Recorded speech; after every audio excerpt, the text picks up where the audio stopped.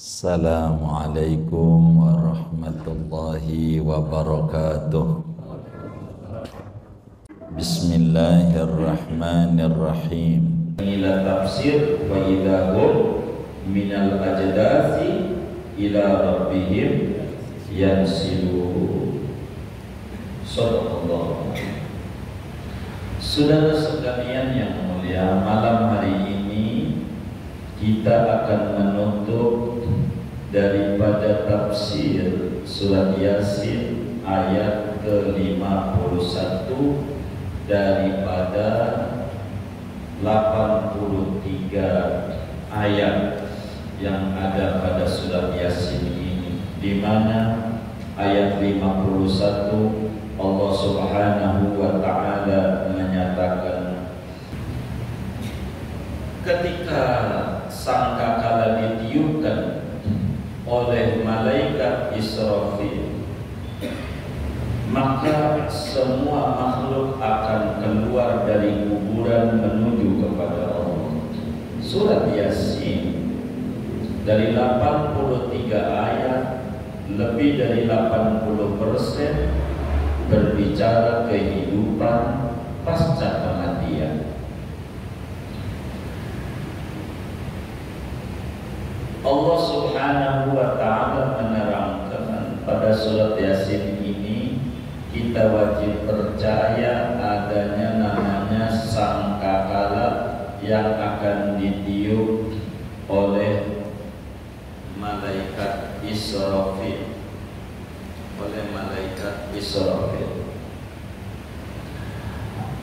Bagaimana sangkakala itu?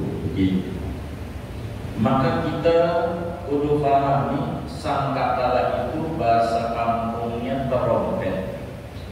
Terompet, yang mana terompet itu ada bolongnya kayak seruling. Bolongnya ada 7 bolongan. Kalau suling itu bolongnya berapa? Enggak pernah pegang-pegang suling. Siapa yang suka nyuling ini? Ada berapa? Enggak tahu. Oh, enggak tahu. Ini enggak pernah main musik ini. Jadi ada 7. Betul nih? Oh, ada 8. Jadi ada 7. Di dalam sangkakala itu lubangnya ada 7 lubang. Yang mana sangkakala itu ketika Rasulullah Sallallahu alaihi wa alihi wasallam ditanya, ya Habibana ya Rasulullah, akhbirni anis sur. Wahai Nabi Muhammad, tolong dong ceritakan tentang sangkakala itu kayak apa. Maka Nabi Yuna Muhammad Sallallahu alaihi wasallam bilang, sangkakala itu ya kayak trompet, kayak suling, yang mana di suling itu ada lubangnya. Jumlah lubangnya ada 7.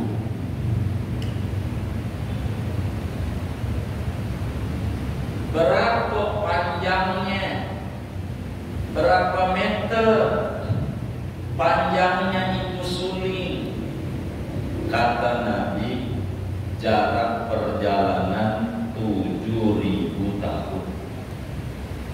Ini kita jalan aja hampir 7.000 tahun. Sampai mana itu kira-kira? Jauh dah. Iya, jauh. 7.000 tahun. Sebab apa 7.000 tahun? Sebab si sangkakala ini ada lubangnya, ada 7. Sedang jarak satu lubang dengan lubang yang satunya perjalanan 1.000 tahun. Antara lubang sama lubang begitu 1.000 tahun.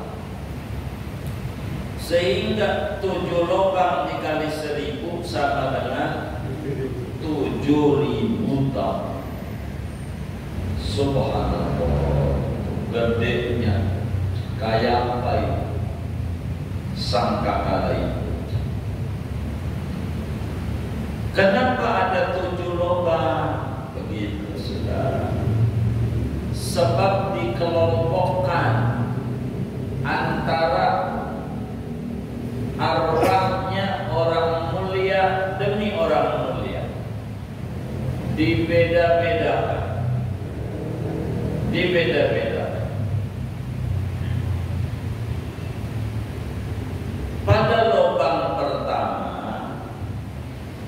ini Allah kumpulkan arwahnya para malaikat. Semua malaikat Allah, termasuk di dalamnya Jibril, Mikail, Israfil sendiri dan Azrail, semuanya yang namanya malaikat ada di lubang paling atas, lubang pertama. Ketika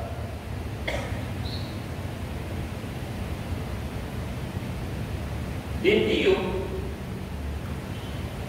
sangkakala itu, ketika menghidupkan, maka yang pertama kali hidup adalah malaikat, karena memang ada di lubang pertama. Maka malaikat dulu dihidupkan oleh Allah. Semua yang mati itu malaikat hidup. Sudah malaikat, maka di lubang kedua itu kumpul arwahnya para nabi-nabi dan rasul dengan tingkatan-tingkatan mereka. Maka jumlah nabi 124.000 orang nabi, yang menjadi rasul 315, yang diabadikan dalam Al-Quran 25. Dari 25 itu diistimewakan 5, namanya ulul azmi. Dari 5 diistimewakan lagi 1 yang pangkatnya Sayyidul Anbiya wal Mursalin. Itu 1, yaitu Nabi Yuna Muhammad sallallahu alaihi wa alihi wasallam. Maka di lubang kedua ini berurut. Yang pertama kali dihidupin ya Nabi Muhammad. Itu yang pertama kali dihidup. Rohnya Nabi dulu. Ana awwalu man tanshaqqu anhul ardh. Kata Nabi, aku mula-mula yang robek bumi itu daripada jasadku. Yang pertama kali hidup Nabi, sesudah Allah menghidupkan para malaikat. Nabi dulu. Bahkan waktu dihidupkan tuh Nabi, dengan debu yang ada dari tanah itu di badan Nabi, Nabi nanya, aina ummati ya Jibril? Jibril, umatku mana? Kata malaikat,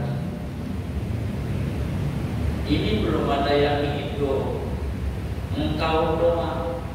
Jadi yang pertama diingat oleh Nabi umatnya, enggak ingat anaknya, enggak ingat bininya, yang diingat kita, tinggal kita. Apa yang kita mau lakukan buat Nabi? Syafaatnya kita butuh, tapi kita malas bersolawat kepada Nabi. Ini bentar lagi bulan Maulid. Apa yang mau kita pasang komitmen kita buat Nabi menyambut hari lahir? Mau berapa kali kita baca solawat dalam sehari? Pasang niat itu biar umur kita nggak sia-sia menyambut kelahiran Nabi. Berapa sehari kita duduk di sejadah untuk menyebut-nyebut nama Nabi Yuna Muhammad Sallallahu alaihi wasallam. Berapa kita harus meningkat dari umur yang ada dibanding tahun-tahun sebelumnya? Habis Nabi dihidupkan ulul azmi, Nabi Nuh, Nabi Ibrahim, Nabi Isa, Nabi Musa hidup.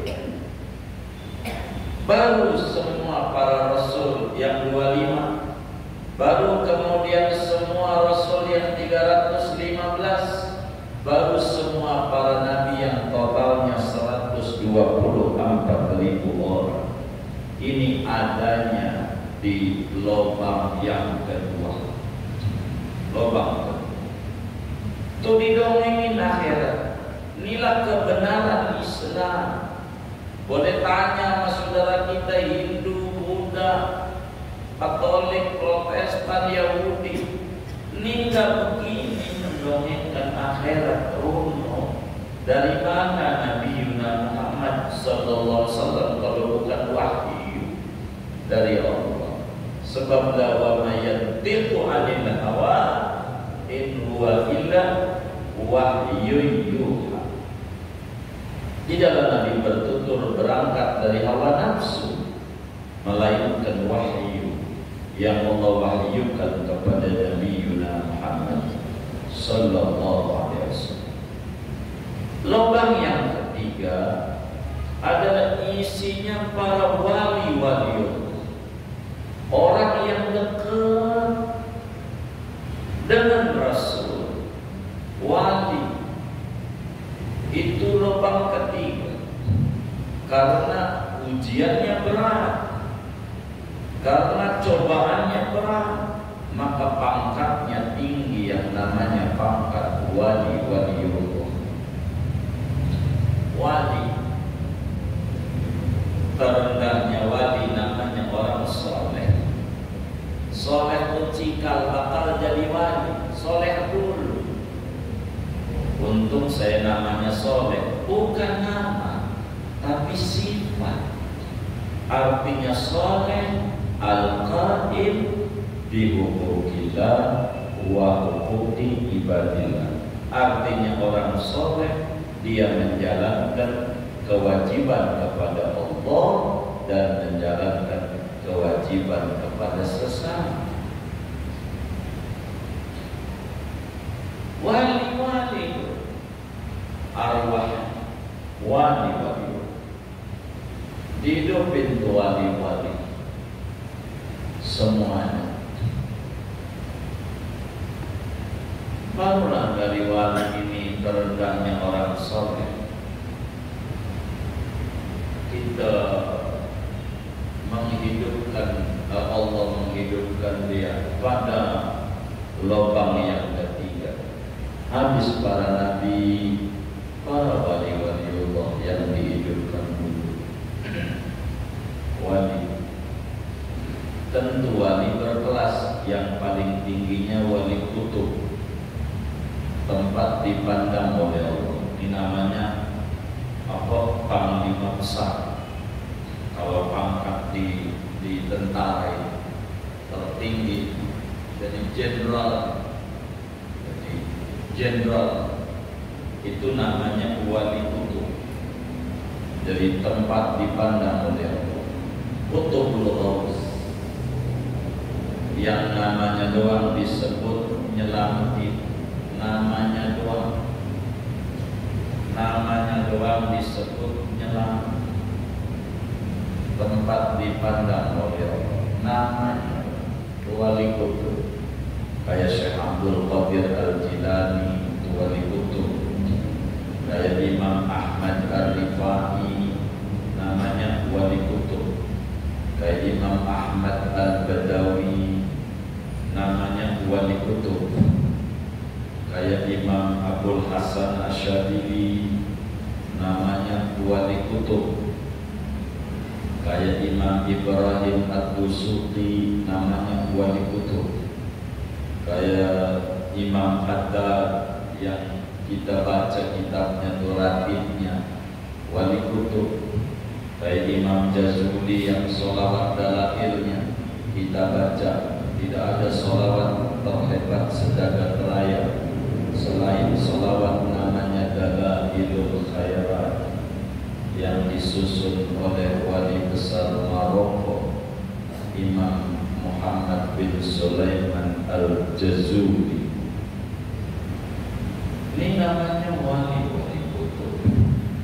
Nanti ada wali watat, autat, ada wali akbar, macam-macam pangkatnya wali. Ya kayak tentara ada sampai sersan, kopral yang kecil, begitu. Wali, orang-orang soleh, begitu. Itu adanya di lubang yang ketiga. Kemudian di lubang yang keempat isinya orang mati syahid, melahirkan mati syahid, kena gempa mati syahid, begitu ketabrak kereta, begitu syahid, tapi bukan sengaja bunuh diri karena tak banyak, itu bukan syahid, sangit namanya, sangit, beda. Dan arwahnya orang mukmin biasa. Orang mukmin biasa itu adanya di lubang yang keempat. Mukmin biasa keempat, begitu. Sudah selesai orang mukmin biasa. Yang kelimanya isinya arwahnya jin, semua jin yang toat-toat kamu, jin yang rajin ibadah, begitu. Itu adanya di lubang yang kelima. Jadi serendah-rendahnya orang mukmin, setinggi-tingginya jin, tetap masih tinggian orang mukmin, biarkan pangkatnya rendah. Begitu jin, begitu. Jin ini boleh diperjualbelikan nggak? Tergantung. Kalau yang mereknya Lea sama Levis, mana maunya pada? Boleh dijual, boleh. Cipulir banyak, benar nggak? Iya, begitu. Apa mereknya lagi? Saya nggak hafal mereknya. Iya begitu dah tuh Pak. Pokoknya jin itu di situ tempat. Kita nggak perlu meminta bantuan sama jin, tak perlu. Begitu orang jin gila, kita nggak usah. Begitu jin. Yang kelima adalah arwahnya jin. Keenam adalah arwahnya orang-orang jahat, setan. Setan itu artinya kullu jinsin mutamarid. Setan itu setiap makhluk yang kasar perilakunya, bisa jin, bisa manusia. Setan itu ada dua, minal jinnati wan nas. Ada setan dari jin, ada setan dari manusia. Setan dan bekerjanya ngongkorin orang, bikin ribut aja. Kerjaan ini namanya setan daripada manusia. Manusia ini adanya di kelompok yang keenam. Manusia yang benar, manusia yang munafik, jin yang benar, jin yang munafik kumpul di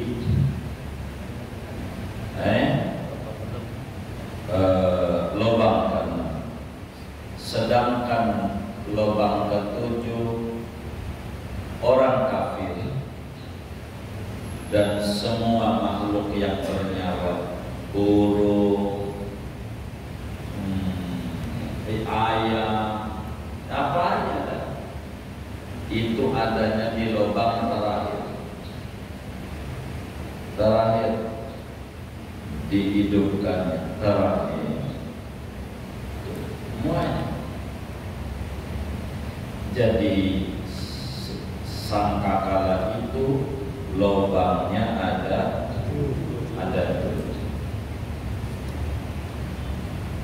Dalam riwayat yang lain, dalam setiap seruling itu ada lubang pernyawa. Jadi lubang itu bukan 7, tapi dari 7 ini ada lubang-lubang kecil, isinya peruh daripada makhluk yang punya ruh, sehingga jumlah lubang itu sebanyak makhluk Allah yang punya ruh, dari malaikat, manusia, dari nabi, segala macam itu, sampailah binatang-binatang. Bila kita mendekati kiamat, maka Allah suruh malaikat Israfil tiup. Tiup sama malaikat Israfil. Maka ketika ditiup, keluar ruh daripada makhluk yang tadi berurutan. Keluar roh akan nyamperin jasad yang dulu pernah didiemin. Enggak keliru sama kita. Saya ini ngeri takut keliru doang. Enggak salah alamat. Enggak. Rohnya si Udin akan masuk ke badan Udin. Rohnya si Mamat akan masuk ke si Mamat. Rohnya Iskandar akan masuk ke Iskandar. Rohnya si Iskandar masuk ke, ya terus mengikuti daripada jasad yang ada. Turun semuanya begitu. Kalau orang itu beriman, memiliki cahaya, maka dari nabi yang cahayanya banyak sampailah yang cahayanya sedikit daripada orang mukmin biasa, tergantung sejauh mana ketakwaan dia kepada Allah Subhanahu wa Ta'ala. Sedangkan rohnya orang kafir, orang munafik itu tidak ada cahaya, malah bau busuk kayak nanah bau. Ini roh orang kafir. Begitu. Maka ketika Allah nyuruh tiup kepada malaikat Israfil, tiup wa Israfil, Allah bilang, fa wa izzati wa jalali ana Allah rabbul alamin la udkhilanna kulla ruhin ila qadabi alladhi kana fihi fi dari dunya. Kata Allah, demi kemuliaan dan kebesaranku, sungguh masuklah wahai semua ruh ke raga yang dulu di dunia ada. Masuk. Israfil tiup, maka roh itu semuanya masuk ke badan orang, ke kubur di mana dia ada. Sempurna. Kita bakal balik kayak begini. Hidup kayak begini. Enggak beda. Yang namanya fulan mukanya begini, ya kayak begitu lagi. Semuanya hidup. Tidak ada yang enggak hidup. Semuanya yang punya nyawa hiduplah. Kalau sudah nufikha fis-suri, hidup semuanya. Fa idza hum minal ajdati ila rabbihim yansilun. Hidup semua kita. Untuk apa? Untuk dihisab, diperiksa dari amal perbuatan yang kita lakukan di alam dunia. Sesudah itu, maka Allah kirim api. Ini udah hidup. Hidup dalam hadis yang lain Nabi menyampaikan kayak kita lahir, nggak pakai baju, nggak pakai sendal, nyeker dan bulu. Kita kita akan hidup kembali.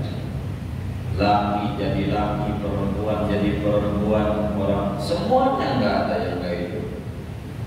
Sudah hidup semua orang, Allah kirim api.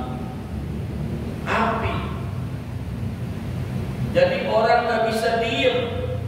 Wah api kalau diem kebakar. Api ini menggiring orang menuju kepada mahsyar. Tergantung dari amalnya. Ada yang jalan, ada yang lari, ada yang jalan santai, ada yang jongkok, ada yang merangkak, ada yang jalan pakai pala, kakinya di atas. Tergantung amal kita selama di dunia. Mau diam nggak bisa, karena digiring semua orang oleh malaikat, dikumpulkan semua orang di satu padang yang rata, naik enggak, turun enggak, semuanya namanya padang kumpulan. Itu bahasa Arabnya mahsyar, padang mahsyar. Dikumpulkan di situ. Mau diapain? Mau diadili ya mau. Kumpul ke orang di padang mahsyar. Mataharinya tingginya semeter dari kepala kita. Panasnya kayak apa? Buminya dari perak. Kita diam di situ. Ngapain? Diri. Duduk aja nggak bisa. Saking penuh semua makhluk. Sesuai dengan kursi yang ada, nggak bisa mau melonjak. Kita diri semuanya, maka disebut juga alam mahsyar, namanya alam maut. Habis kumpul ini diri. Berapa lama diri itu? 3.000 tahun. Diri aja. Maka kita sholat diri. Dan ini bikin gak capek nanti di akhirat. Diri. Maka ini uraian adalah makna dari apa yang Allah firmankan pada surat Yasin ayat ke-51, wa nufikha fis-sur fa idahum minal ajdathi ila rabbihim yansidu. Ditiuplah sangkakala yang kedua. Tiba-tiba manusia itu keluar dari kuburannya menuju kepada Allah. Bagaimana proses peniupan? Inilah tafsirnya. Proses peniupan itu sangkakalanya kayak apa? Inilah yang tadi diuraikan oleh Yai Hanamizada, pengarang daripada tafsir surat Yasin ini. Saudara, maka kalau ngomongin akhirat adalah bukan dunia ini. Kalau kita mati bukan akhir segalanya, tapi dengan kita mati justru awal kehidupan yang sesungguhnya. Enakkah atau tidak kita nanti di akhirat? Tergantung kita sekarang di dunia. Kita fokus mikirin ini saja. Bagaimana biar kita selamat, biar kita nggak kehausan kayak orang sedekah air Papua. Itu nanti di akhiratnya nggak bakalan kehausan. Begitu yang ngasih minum orang lagi, ngasih minum orang lagi, segelas ngasih minum sama orang lagi, sama ngasih minum 1000 anak yatim, masih gede ganjaran segelas buat orang lagi. Kalau orang pun paham ganjarannya begitu. Kalau paham itu kayak begitu besar manfaat kelak di akhirat, itu kayak begitu.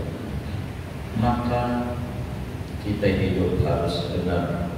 Hidup gak perlu 2, 3, 4 kali, cukup sekali saja hidup.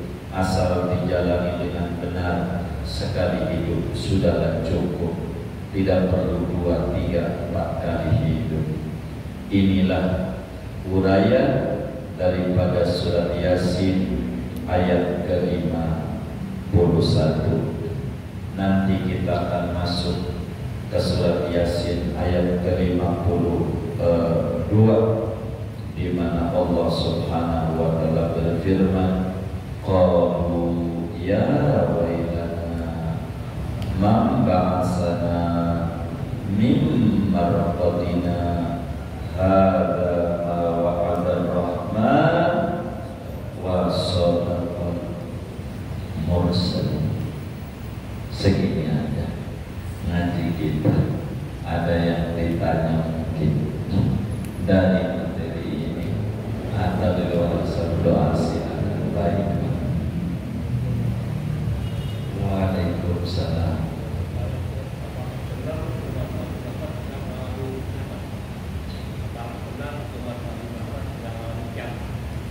Jadi umat Nabi Muhammad itu ada 2.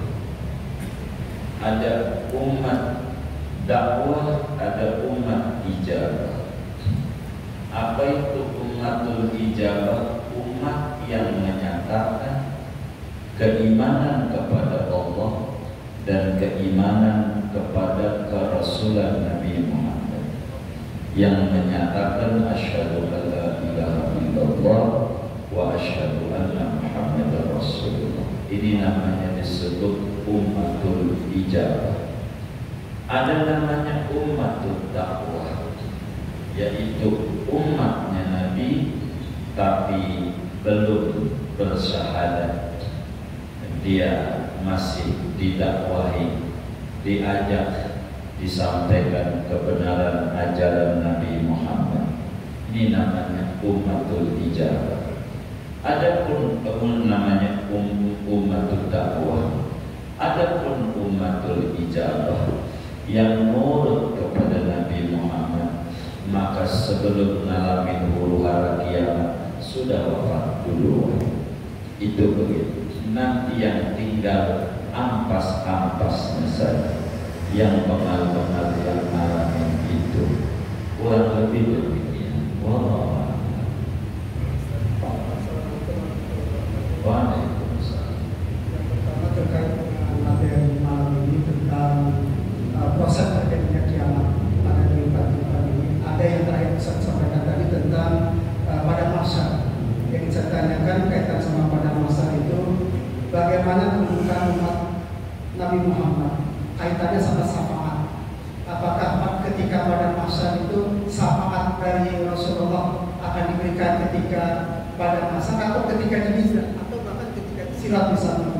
Yang pertama. Yang kedua akan tambahin materi karena terkait sekarang ini sedang Rabu Wakasan silahnya. Tidak ada namanya Rabu Wakasan. Apakah Rabu Wakasan itu bersanad sampai ke Rasulullah tentang sholat tidak ada besar? Assalamualaikum. Waalaikumsalam warahmatullahi wabarakatuh. Syafaat Nabi itu jumlahnya banyak banget.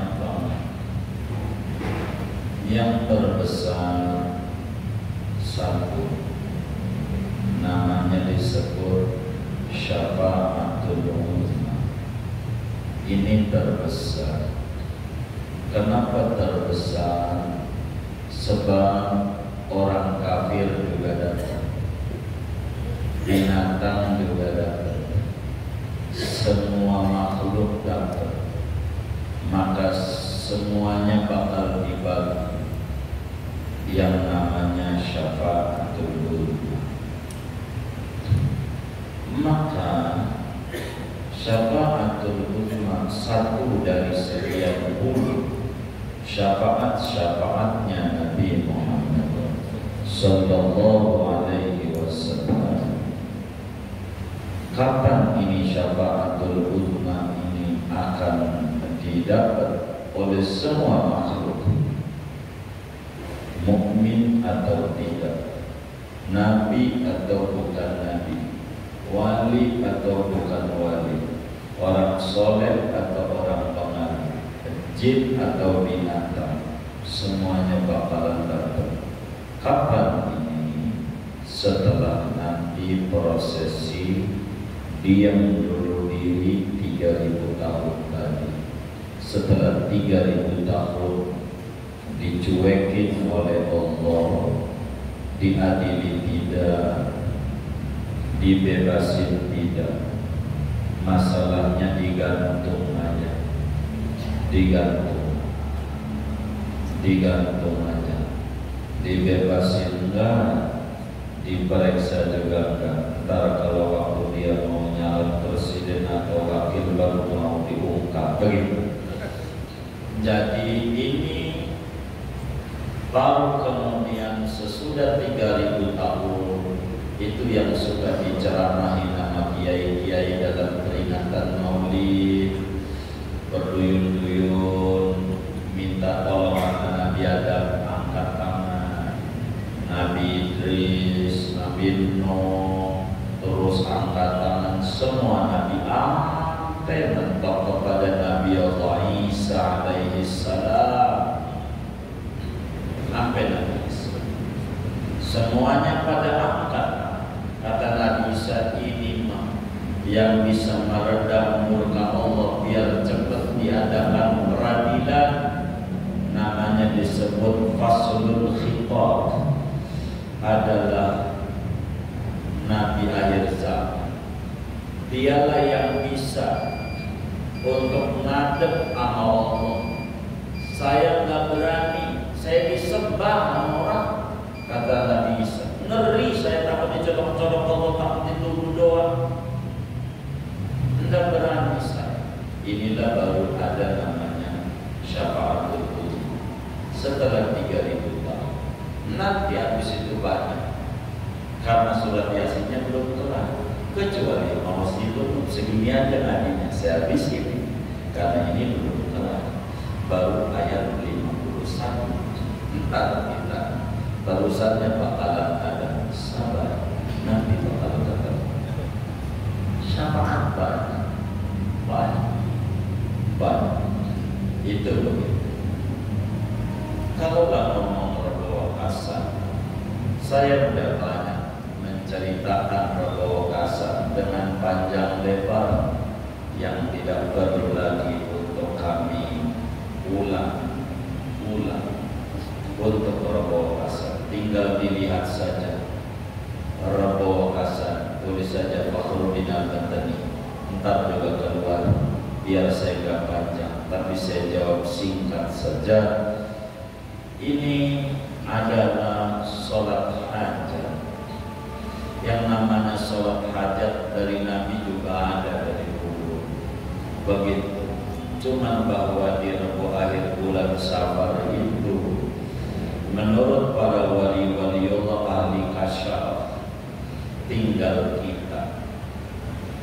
Bila kita percaya sama wali yang menerangkan tentang Rabu akhir bulan Safar, turun ratusan ribu bahda yang Allah turunkan daripada penyakit-penyakit yang ada, maka kita jalani itu sholat. Bila kita tidak percaya dengan para wali-wali Allah, tidak usah kita jalani sholat Rabu akhir bulan Safar ini. Silakan kalau kita percaya jalani. Begitu yang menjalani ada punya sandaran. Kita nggak mau juga nggak apa-apa. Jangan diributin yang ini, yang diributin mau yang kagak sholat, nongkrong, mancing mulu, sholat kagak, yang mana yang dikomentari. Sebagai muslim yang baik, berpikiran yang baik, namanya orang ibadah. As-sholatu khairu mawdu'. Sholat itu sebaik-baiknya pekerjaan. Maka cara mengadu kepada Allah, memohon perlindungan yang tertingginya dengan sholat. Bila kita mau kerjakan, kita nggak mau, tak mengapa. Tapi jangan salahin orang yang sholat. Namanya juga sholat bagus. Begitu salahin yang mabok, salahin yang kagak benar, nyebarin doa, kagak. Yang kayak begitu salahin.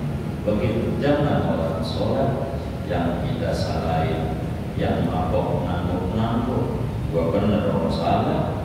Begitu, dan ini merupakan kerugian besar. Dan saya sudah kupas ini panjang lebar, tinggal ditulis saja mungkin di RTQ TV panjang lebar tentang sholat ini. Singkatnya, bila kita mengerjakan bagus, tidak mengerjakan pun tidak mengapa, tidak menjadi dosa adanya. Yang penting jangan ribut. Orang ibadah adalah bagus, bagus semuanya begitu. Kalau kita pengen langsung dikerjain Nabi, tanya aja, apakah Nabi pakai baju koko kayak kita nyontoin mereknya Almia? Tanya aja, Nabi ngerjain enggak? Begitu. Makanya nasi uduk semua jengkol, Nabi nyontoin enggak begitu? Capek. Kalau hidup kayak begitu. Orang kayak model kita aja nih hidungnya pesek-pesek, orang ada zaman Nabi namanya muka bid'ah gitu. Muka bid'ah, muka apa? Muka bid'ah. Enggak ada muka kayak model kita yang jelek-jelek di zaman Nabi. Cakep-cakep, mancung-mancung. Maka yang kagak ada zaman Nabi bid'ah, maka dia ngaji. Zaman Nabi ada enggak? Ini yang ngaji di zaman Nabi ada enggak? Makanya muka bid'ah. Begitu. Enggak begitu juga cara kita berislam dan memahami konsep ajaran Islam. Enggak kaku. Islam itu luas, Islam itu luas, Islam itu enak, mengenakan. Enggak suka dengan itu, ya jangan terjadi. Begitu, itu kan adalah pilihan. Kita enggak mau yang apa. Begitu. Emang ada rabo wakasan? Ya ada namanya dia wakasan, bahasa Arab gak ada wakasan. Kalau nama, tapi rabo kan ada dari dulu juga. Sebelum kita lahir juga, begitu rabo ada. Tapi ini terkait rabo hari bersama, ya ada. Wali-wali Allah udah jelasin, tinggal kita percaya sama wali apa enggak, itu aja. Saya nggak percaya, ya jangan terjadi. Saya percaya kerjain, pokoknya ikut kata Gus Dur aja, begitu aja kok repot. Kata Gus Dur, wallahu a'lam.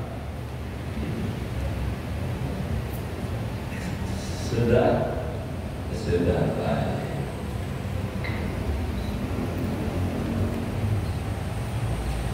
Kita baca Fatihah. Ini ada